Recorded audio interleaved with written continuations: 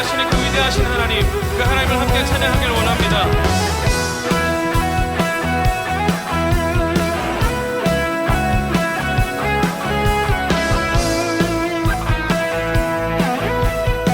함께 찬양하겠습니다. 주 안에서 기뻐해. 주 안에서 기뻐해. 주 안에서 기뻐해. 주님 주신 기쁨으로 기뻐하라. 주 안에서 주 안에서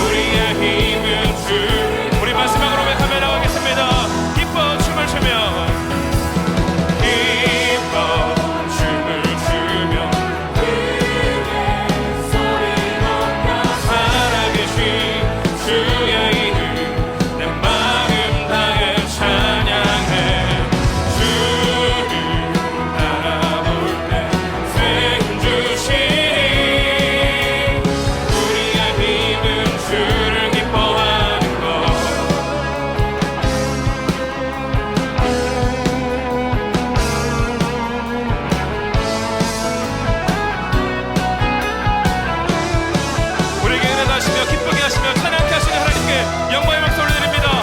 할렐루야.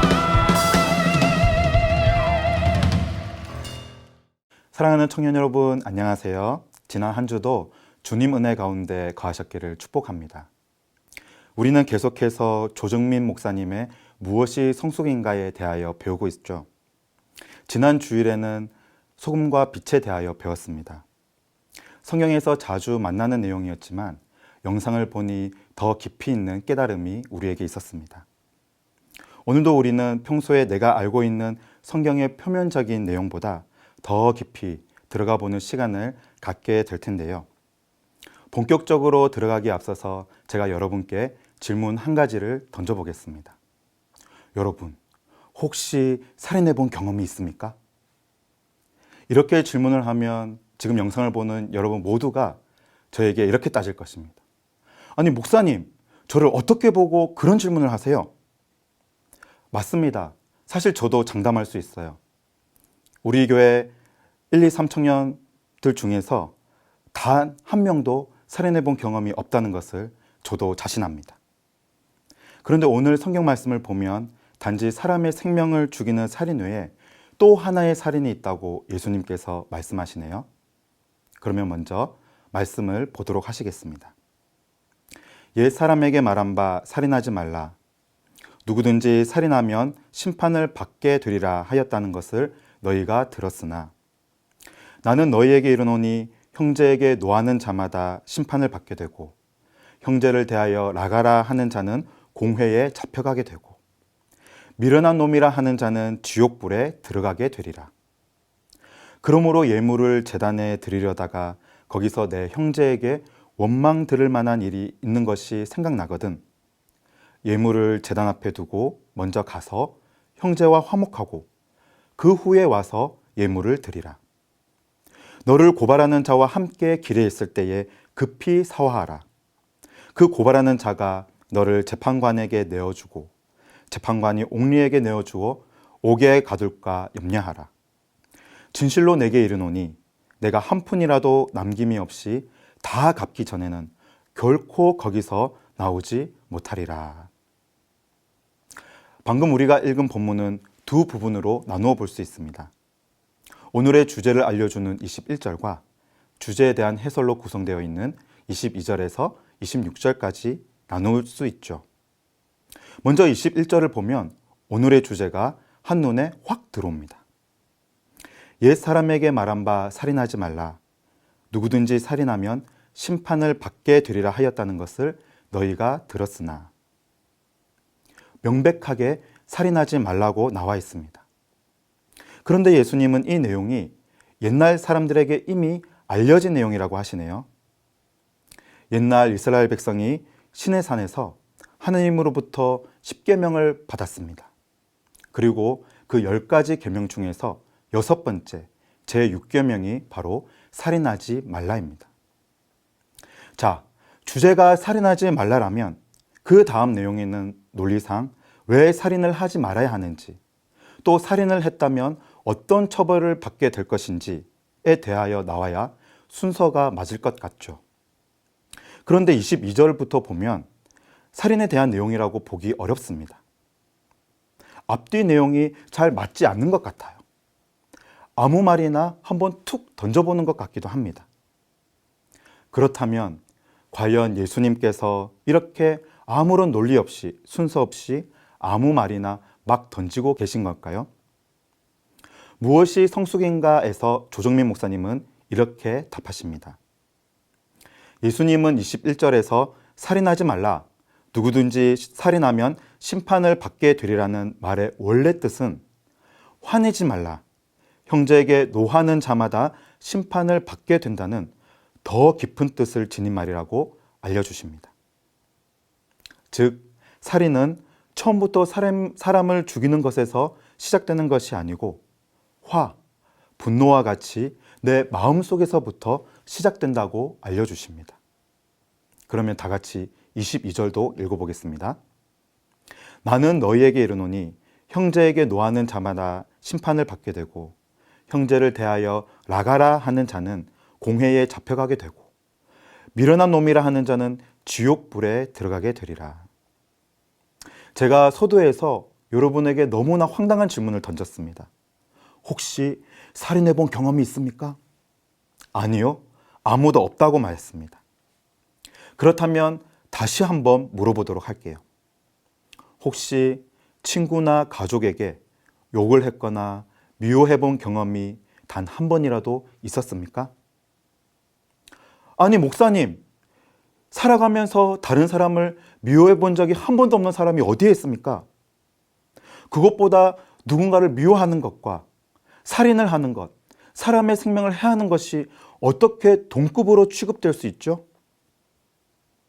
이때 조정민 목사님은 우리의 관점이 다음과 같이 달라져야 한다고 말씀합니다. 네, 지금 예수님은 단 한 번도 살인을 해본 적이 없는 사람들에게 우리가 사실은 날마다 살인을 저지르고 있다는 충격적인 선언을 하신 것입니다. 우리가 누군가를 인격적으로 대하지 않고 그를 내심 경멸하고 뒷말하고 험담하는 것이 살인이라고 말씀하시는 것입니다. 그리고 사도 요한은 요한 1서에서 다음과 같이 경고합니다. 그 형제를 미워하는 자마다 살인하는 자니 살인하는 자마다 영생이 그 속에 거하지 아니하는 것을 너희가 아는 바라.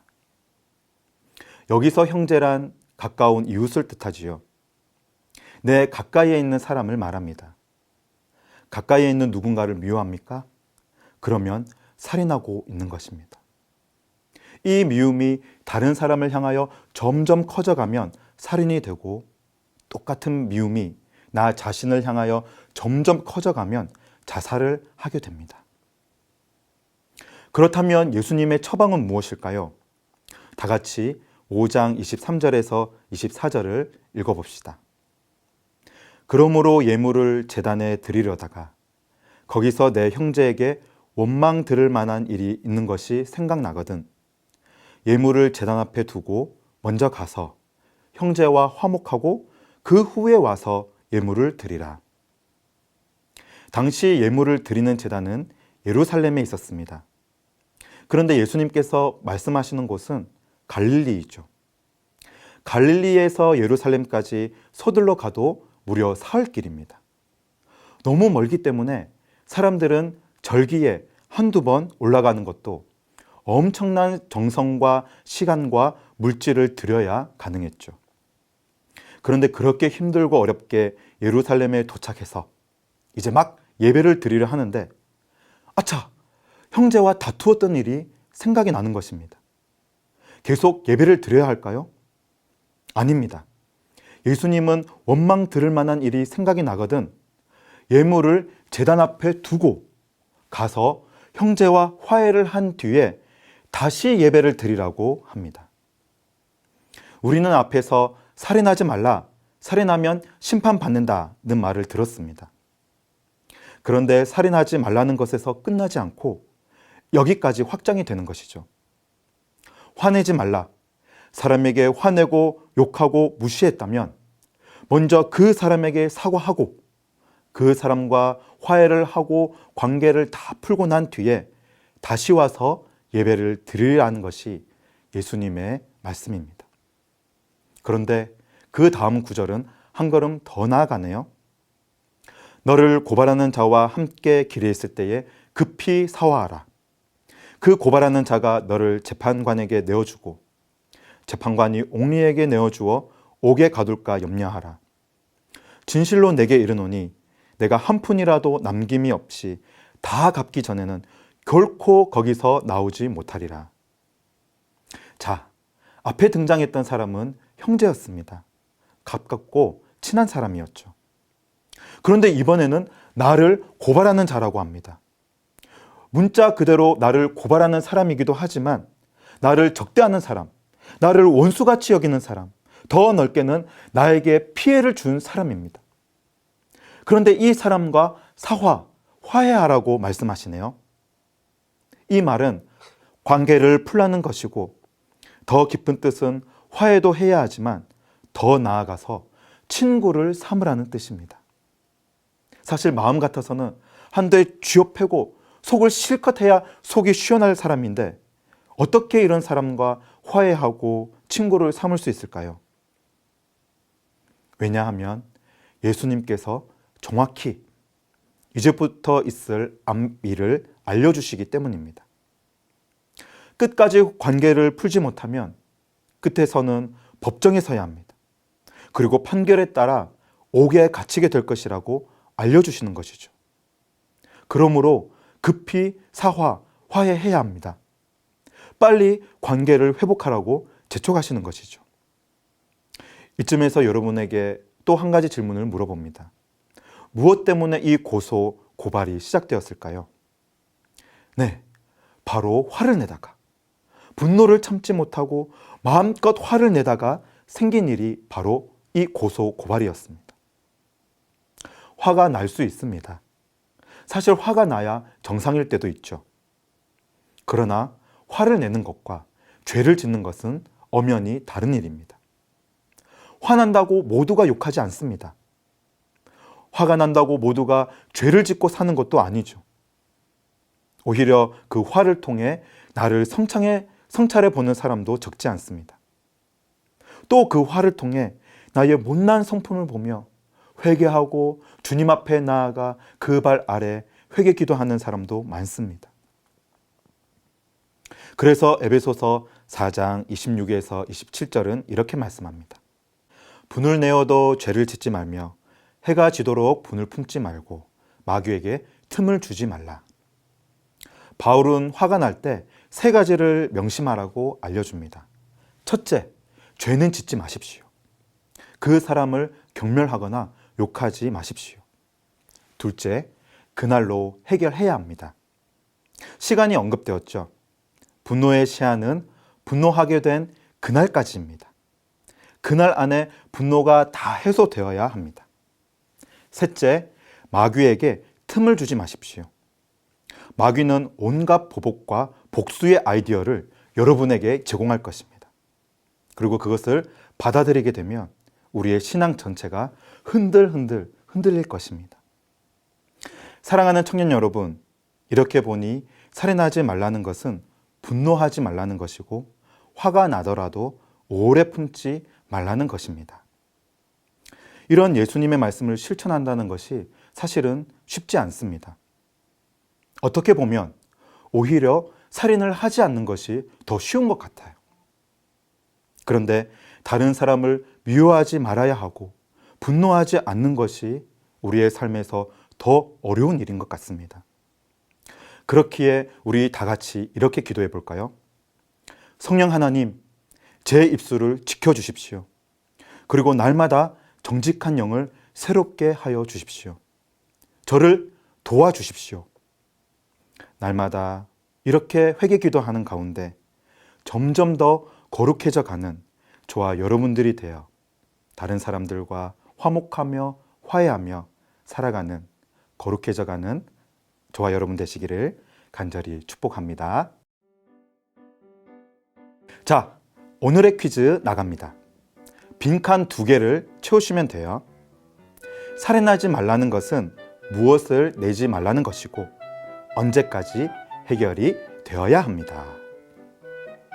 살인하지 말라는 것은 무엇을 내지 말라는 것이고 언제까지 해결이 반드시 되어야 합니다. 빈칸에 들어가는 단어 2개를 순서대로 담당 목사님께 보내주시면 추첨을 통해 소정의 선물을 드리겠습니다.